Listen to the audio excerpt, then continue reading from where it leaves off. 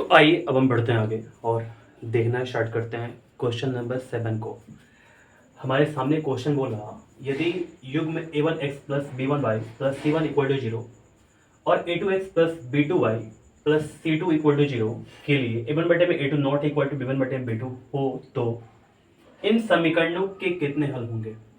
ठीक है, तो चलिए हम इस क्वेश्चन का जवाब देते हैं। देखिए, जब भी आपके पास a1 बटे में a2 not equal to b1 बटे में b2 देगा तो आप साफ साफ वहां पर लिखेंगे कि इसका जो हल होगा, ठीक है, ये जो युग्म है हमारे पास दिया हुआ है समीकरण युग्म, तो इसका जो हल होगा एक और केवल एक होगा। ठीक है, तो हमने यहां पर आंसर चिपका दिया। आगे बढ़ते हैं। यहां पर क्वेश्चन नंबर 8 बोला, बताइए कि निम्नलिखित युगपत समीकरण अविरोधी या विरोधी या आश्रित है।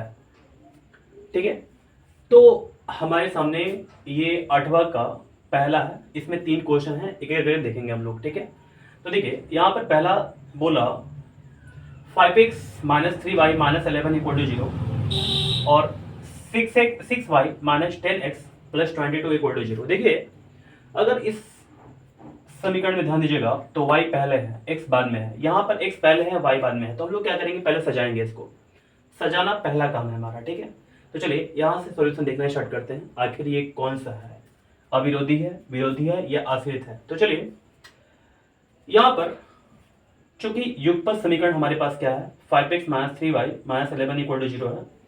इसके बाद जो दूसरा समीकरण हमारे पास है वो है minus 10x plus 6y plus 22 equal to 0।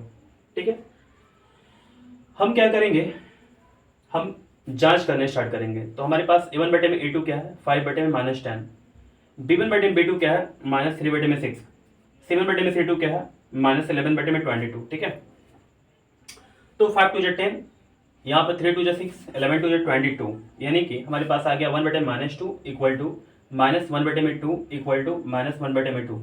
तो तीनों चीज़ ये बराबर है। आप ये नहीं सोचेगा कि अलग है, ये वाला अलग नहीं है, नीचे माइनस होगा, इससे कोई फर्क नहीं पड़ने वाला है। तो जब ये तीनों अनुपात हमारे पास बराबर होते हैं तो हम लोग बोलते हैं कि समीकरण जो है वो आश्रित है।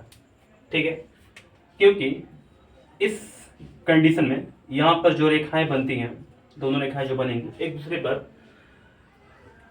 दूसरे पर डिपेंडेंट होगी। ठीक है, यानी कि एक दूसरे पर आधारित होगी। ठीक है, तो चलिए हमारा क्या हो जाएगा, ये वाला आश्रित हो जाएगा। ठीक है, तो चलिए अब देखते हैं हम लोग यहाँ पर दूसरे को। यहाँ बोला है कि 2r minus 3s equal to 8। यहाँ पर इसको 5 नहीं समझिएगा, यहाँ पर s दिया हुआ 3s है ना। और दूसरा बोला कि 4r minus 6s equal to 9। तो इसको भी हमको देखना है कि ये कौन सा है, अविरोधी है, विरोधी है या आश्रित है। तो चलिए देखना स्टार्ट करते हैं। सबसे पहले हमारे पास चूंकि युगपत समीकरण दिया हुआ है 2r minus 3s equal to 8 और हमारे पास है 4r minus 6s equal to 9।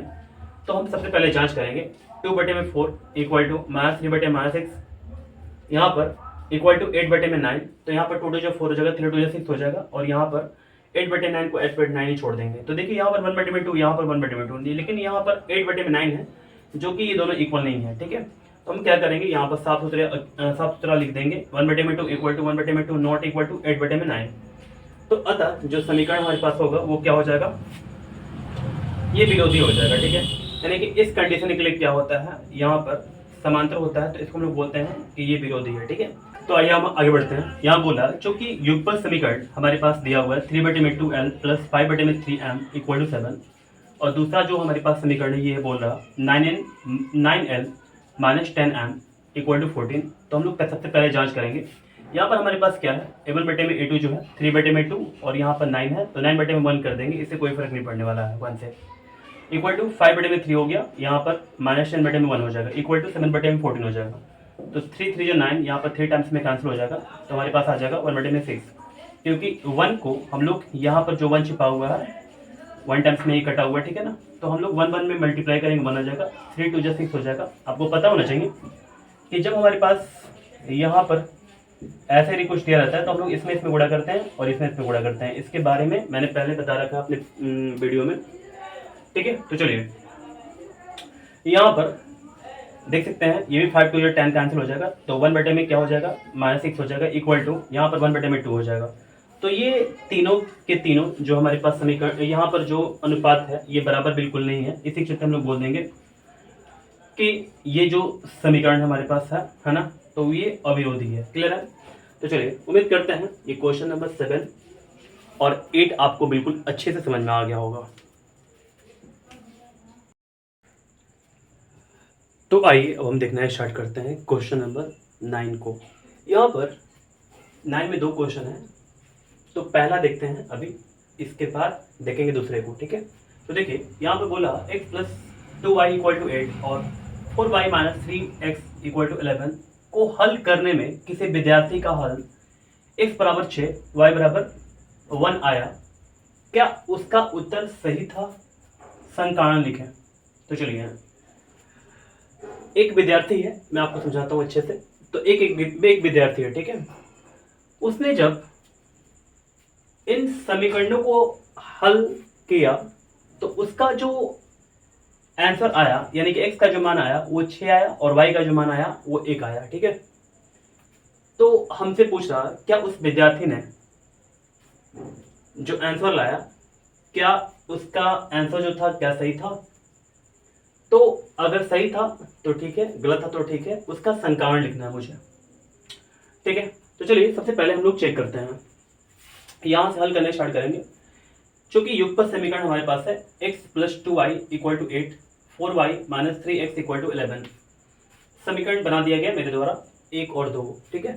समीकरण 1 में x = 6 और y = 1 रखेंगे। ठीक है ना? 1 रखने पर तो हमारे पास जो समीकरण पहला है ये वाला है, x बराबर हमारे पास 6 है और प्लस हो जाएगा 2 × y का वैल्यू हमारे पास 1 है, इक्वल टू कितना हो जाएगा 8 हो जाएगा।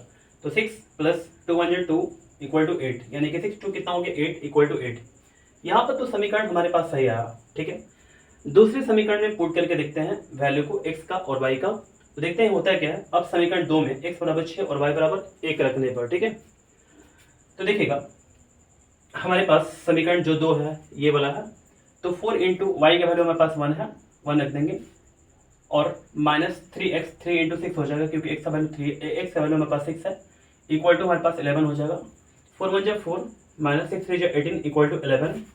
तो इसको सब्ट्रैक्ट करा देंगे, घटा देंगे तो -14 आ जाएगा, यहाँ पर 11 रख देंगे। तो ये दोनों देख सकते हैं आप, ये दोनों बराबर नहीं है। तो पहला समीकरण में ये LHS = RHS हो गया, लेकिन दूसरे समीकरण में वैल्यू को पुट करने पर LHS = RHS नहीं हो रहा, तो हम लोग बोल देंगे अतः विद्यार्थी का उत्तर गलत था। यहाँ पूछ रहा क्या उसका उत्तर सही था, तो लिख देंगे नहीं। ठीक है? या ऐसे भी लिख सकते हैं अतः विद्यार्थी का उत्तर क्या था, गलत था, ये भी आंसर हो सकता है। संकारण लिखना है तो हम बोल देंगे अतः यहाँ पर से, क्योंकि समीकरण 2 में x, y का मान रखने पर समीकरण को संतुष्ट नहीं कर रहा है। ठीक है? तो चलिए ये जो 9 है क्वेश्चन, उसका पहला हम लोग सॉल्व कर लिए। अब दूसरे को देखना स्टार्ट करते हैं। ठीक है? मैं चाहूँगा कि बिल्कुल आप पहले बनाएं दूसरे को और फिर इसके बाद इस वीडियो को देखना स्टार्ट करें। ठीक है? आपके लिए अच्छा होगा।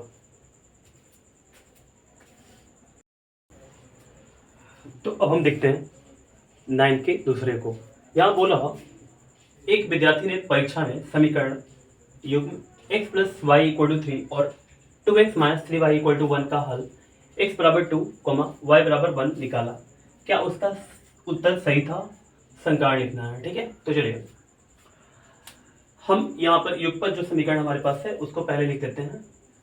ठीक है? तो हमारे पास है x + y = 3, यहाँ पर लिख दिया गया समीकरण पहला।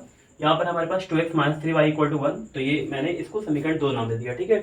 तो चलिए समीकरण 1 में x = 2 y = 1 रखने पर, ठीक है, तो यहाँ पर x = 2 और y = 1 रख देंगे। वैल्यू को पुट करते हैं और देखते हैं इस समीकरण में होता क्या है। तो x बराबर हमारे पास 2 है, तो 2 रख दिए, प्लस y बराबर हमारे पास है 1, तो 1 रख दिए, बराबर कितना हो गया 3, तो 2 1 3 हो गया, इक्वल टू 3। तो जो हमारे पास समीकरण पहला है उसमें अगर वैल्यू को रखा जा रहा तो ये LHS = RHS आ जा रहा। ठीक है?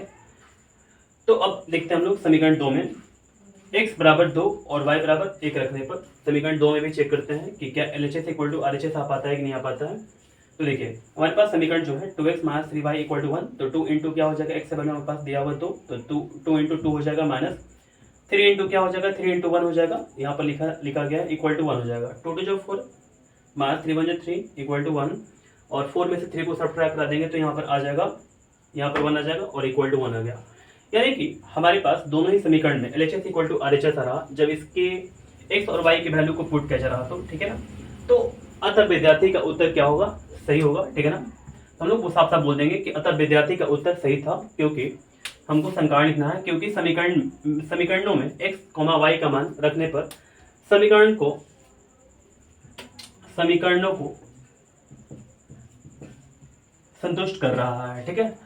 तो उम्मीद करते हैं ये क्वेश्चन नंबर 9 आपको बिल्कुल अच्छे से समझ में आ गया होगा।